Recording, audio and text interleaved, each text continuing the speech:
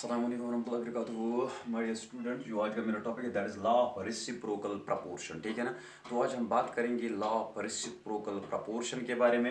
तो इस लॉ को प्रपोज किया किसने? जर्मीज रिचर उसका नाम है। तो जो स्टेटमेंट है लॉ की वो क्या है? It states that the ratio in which two elements combine separately with a fixed weight of the third element is either same और is a simple whole number ratio.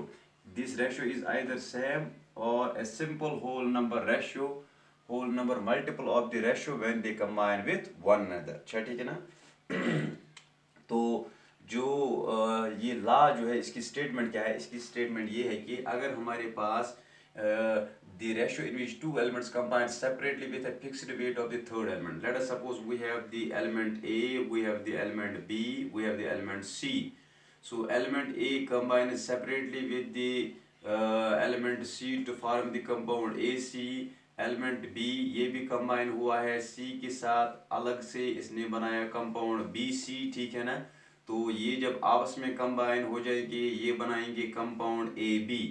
तो जो रेशो है AC और BC के दरमियान जो ratio है AC और BC के दरमियान, ये रेशो ये बिल्कुल किसके बराबर है? इस रेशो के बराबर है जो A और B के दरमियान रेशो है, या तो ये इस रेशो के बराबर है, ये जो रेशो है इनके दरमियान, या ये रेशो इसके बराबर है या इसका होल नंबर मल्टीपल है। ठीक है ना। यही हमें दर्शाता है लॉ ऑफ रेसिप्रोकल प्रपोर्शन। इस चीज़ को एक्सप्लेन करने के लिए हम एक एग्जांपल ले लेते हैं। एग्जांपल से इंशाल्लाह जो है स्टेटमेंट है हमें क्लियर हो जाएगी। वरना जो भी हम स्पेशली अगर बात करेंगे लॉ ऑफ मल्टीपल प्रोपोर्शन की, लॉ ऑफ रेसिप्रोकल प्रोपोर्शन की, यहाँ पे जब आप एग्जांपल डिस्कस करेंगे, जब आप एग्जांपल पढ़ेंगे उसके बाद आपको स्टेटमेंट समझ में आएगी। ठीक है ना। वरना यहाँ पे स्टेटमेंट समझना, पहले एग्जांपल के बगैर स्टेटमेंट समझना बहुत मुश्किल है यहाँ पे। ठीक है ना। तो उसके बाद क्लियर हो जाता है कि हाँ ये जो स्टेटमेंट है ये हमें क्या बयान करती है। ठीक है ना। तो हम ले लेते हैं, लेट अस सपोज हमारे पास है एक एलिमेंट, ये है हाइड्रोजन। ठीक है ना। दूसरा एलिमेंट है बेटा हमारे पास ऑक्सीजन। ये कंबाइन हो जाएंगे, ये दोनों अलग से कंबाइन हो जाएंगे तीसरे एलिमेंट के साथ, दैट इज कार्बन। जब हाइड्रोजन कार्बन के साथ कंबाइन हो जाएगा ये बनाएगा कंपाउंड मीथेन। जब कार्बन ऑक्सीजन के साथ कंबाइन हो जाएगा ये बनाएगा कंपाउंड कार्बन डाइऑक्साइड। जब हाइड्रोजन ऑक्सीजन के साथ कंबाइन हो जाएगा ये बनाएगा वाटर। ठीक है ना। तो हम ले लेते हैं, let one part of carbon be the fixed weight, let one part of the carbon be the fixed weight. हमने एक पार्ट जो कार्बन का है वो फिक्स्ड वेट लिया है। ठीक है ना। तो हमने एक पार्ट जो कार्बन का है वो फिक्स्ड वेट लिया है। तो हम अब देखेंगे इस मीथेन में, अब हम देखेंगे बेटा इन मीथेन NCH4। तो CH4 में मामला क्या है? CH4 में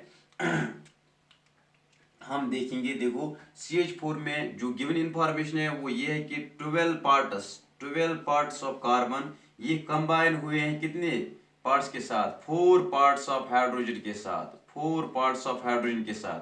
अगर 12 पार्ट्स ऑफ कार्बन कंबाइन हुए हैं 4 पार्ट्स ऑफ हाइड्रोजन के साथ, तो एक पार्ट कार्बन का कितने हाइड्रोजन के साथ कंबाइन हो जाएगा? 4 डिवाइडेड बाई 12, 4 डिवाइडेड बाई 12। ठीक है ना।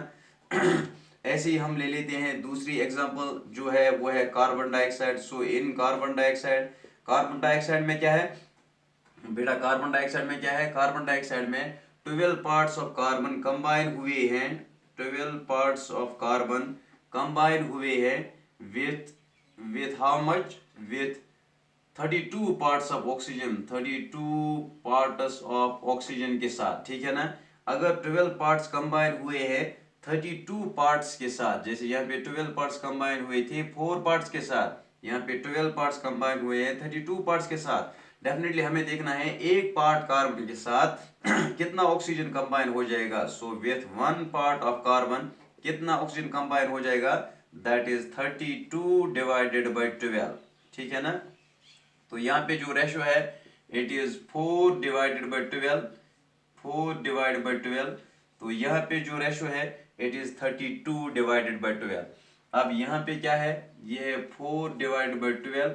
अब यहाँ पे है 32 डिवाइड बाई 12।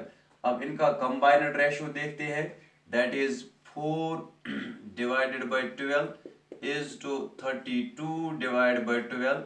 तो वो हमें मिलेगा दैट इज 4 इज टू 32, ठीक है ना, 4 इज टू 32। तो वो हमें मिलेगा 4 डिवाइडेड बाई 32, 4 वन ज़ा 4 16 ज़ा 32। तो रेशियो जो यहाँ पे मिलेगा that is 1 is to sorry 4 one ज़ा 4 8 ज़ा 32, ठीक है ना। तो ये जो रेशियो मिलेगा यहाँ पे दैट इज 1 इज टू 8, ठीक है ना, 1 इज टू 8, ठीक है ना। तो यहाँ पे जो रेशियो होगा CH4, तो कार्बन डाइऑक्साइड का जो रेशियो है वो हमें क्या निकला, दैट इज 1 इज टू 8। यहाँ पे जो रेशियो निकला बेटा दैट इज 1 इज टू 8, ठीक है ना। तो हमें क्या निकला यहाँ पे, मीथेन में रेशियो क्या निकला 4 इज टू 12, यहाँ पे 32 इज टू 12। तो कंबाइंड रेशियो बनेगा 4 divide by 12, 32 divide by 12 that is 4 is to 32, 4 is to 32. So 4 ones are 4 eights are 32, that is 1 is to 8, ठीक है ना, 1 is to 8 रेशियो यहाँ पे। अगर हम ऐसे ही बात करेंगे वाटर में, तो वाटर में हमें मालूम है जो वाटर में जो रेशियो है between hydrogen and oxygen that is 2 is to 16, that is 2 is to 16, 2 divide by 16, 2 ones are 2 eights are, तो सिंपल रेशियो है 1 is to 8, ठीक है ना। तो रेशियो आप देख लीजिए, ये रेशियो जो है यहाँ पे 1 is to 8 है, वाटर में भी जो रेशियो है 1 is to 8 है। इसका मतलब है ये रेशियो और इसका मतलब है ये रेशियो और ये रेशियो बराबर है, ठीक है ना, ये सेम है। कभी कभार ये होल नंबर मल्टीपल भी हो सकता है, ठीक है ना। तो यही था लॉ ऑफ रेसिप्रोकल प्रपोर्शन। इस लॉ को प्रपोज किया जर्मीज रिचर ने, ठीक है ना। तो क्या स्टेटमेंट लॉ की बेटा, स्टेटमेंट लॉ की ये है कि देखो हमने अभी यहाँ पे ये दिखाया था कि अगर एक एलिमेंट ए सेपरेटली कंबाइन हो जाएगा दूसरे एलिमेंट सी के साथ, इसने बनाया compound A C, B separately combine हो जाएगा, अलग से कंबाइन हो जाएगा सी के साथ, ये बनाएगा कंपाउंड बी सी। जब ये आपस में कंबाइन हो जाएंगे ये बनाएंगे कंपाउंड ए बी। तो जो रेशियो है ए सी और बी सी का रेशियो जो है वो या तो बिल्कुल किसके बराबर है, ए बी जो रेशियो है इसके बराबर है, या होल नंबर मल्टीपल है, ठीक है ना, या इसके बिल्कुल बराबर है या होल नंबर मल्टीपल है। तो इसमें आपने देखा ये रेशियो बिल्कुल इसके बराबर है, तो कभी कभार ये हो सकता है होल नंबर मल्टीपल, ठीक है ना, होल नंबर मल्टीपल भी हो सकता है। तो हम देखेंगे और एक एग्जांपल देखेंगे। तो इस एग्जांपल में जो ये रेशो था ये बराबर था, ठीक है ना। हमारे पास बेटा है हाइड्रोजन है, हमारे पास ऑक्सीजन है, थर्ड एलिमेंट हम लेते हैं सल्फर, ठीक है ना। तो हाइड्रोजन कंबाइन हो जाएगा सल्फर के साथ बनाएगा कंपाउंड H2S, ये कंबाइन हो जाएगा बनाएगा SO2, ये कंबाइन हो जाएगा बनाएगा H2O, ठीक है ना। तो बेटा जो हमारे पास है हाइड्रोजन सल्फाइड, तो उससे पहले हम ले लेंगे let 1 part of sulphur be the fixed weight, let 1 part of the sulphur be fixed weight, ठीक है ना।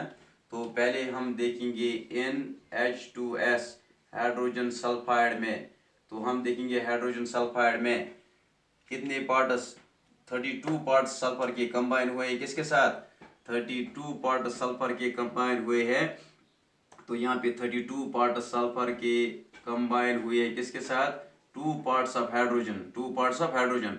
अगर 32 पार्ट्स कंबाइन हो जाएंगे 2 पार्ट्स के साथ, तो एक पार्ट कंबाइन हो जाएगा 2 डिवाइडेड बाई 32, ठीक है ना, 2 डिवाइडेड बाई 32। तो यहाँ पे ये है 2 डिवाइडेड बाई 32, ठीक है ना। ऐसे ही हम देखेंगे इन सल्फर डाइऑक्साइड, तो बेटा हम देखेंगे सल्फर डाइऑक्साइड में इन सल्फर डाइऑक्साइड में मामला क्या है, गिवन इंफॉर्मेशन क्या है, 32 पार्ट सल्फर के कंबाइन हुए हैं, 32 पार्ट्स ऑफ सल्फर कंबाइन हुए हैं कितने, 32 पार्ट्स ऑफ ऑक्सीजन के साथ, ठीक है ना। तो एक पार्ट कंबाइन हो जाएगा 32 डिवाइडेड बाई 32, ठीक है ना। तो यहाँ पे जो रेशियो है इट इज 32 डिवाइड बाई 32।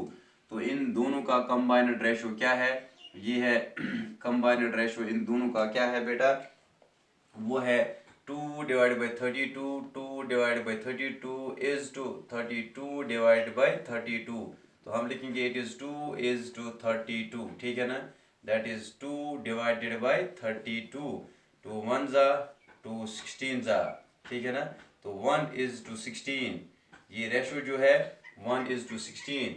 तो इस वक्त इससे पहले जो ये रेशो था ये था 1:8, जो पहली एग्जांपल है उसमें ये रेशो था 1:8 बेटा। तो यहाँ पे जो ये रेशो है इन दो कंपाउंड के दरमियान वो है 1:16, और आपको मालूम है वाटर में जो रेशो है दैट इज 1:8, ठीक है ना। तो ये है 1:16, ये है 1:8, so this is whole number multiply multiple of this, ठीक है ना। तो ये जो है ये मल्टीपल है इसका, ठीक है ना, ये इसका मल्टीपल है। तो ये जो रेशो है 1:16, हम इसको ऐसे भी लिख सकते हैं। सिंपल रेशो कैसे बनेगा, ये 1:16, तो हम लिखेंगे 1:16 लिखेंगे 1/16, ठीक है ना। उसके बाद है 1:8, तो 1/8, 1/8, तो ये बनेगा 1/16, ठीक है ना, इंटू 8/1, सो 8 1 ज़ा 8 2 ज़ा 16, तो ये बनेगा 1/2, दैट इज 1:2। तो सिंपल रेशो जो होगा अब इन दो के दरमियान जो रेशो होगा दैट इज 1:2, ठीक है ना, 1:2। या हम यूं दे सकते हैं हम यूं देख सकते हैं कि इससे पहले जो रेशो था यहाँ और यहाँ वो था 1:8, 1:8, सेम भी हो सकता है, यहाँ पे हमने हाईलाइट किया है। तो it states that the ratio in which two elements, जब दो एलिमेंट्स कंबाइन होंगे separately with fixed weight of third element is either same, या ये रेशो सेम है, रेशो सेम होगा, और is a simple whole number multiple, यहाँ ये होल नंबर मल्टीपल होगा, ठीक है ना। तो पहले एग्जांपल में ये सेम था रेशो 1:8, 1:8, तो इस वक्त ये होल नंबर मल्टीपल है, this 1:8, this 1:16। So this was all about the law of reciprocal proportion. Thanks for watching, please subscribe my channel and share it as much as you can for further videos, ठीक है ना। So for continuous update you have to stay connected with my channel so that you will get continuous lectures. So तो मैं इंशाल्लाह कोशिश करूँगा after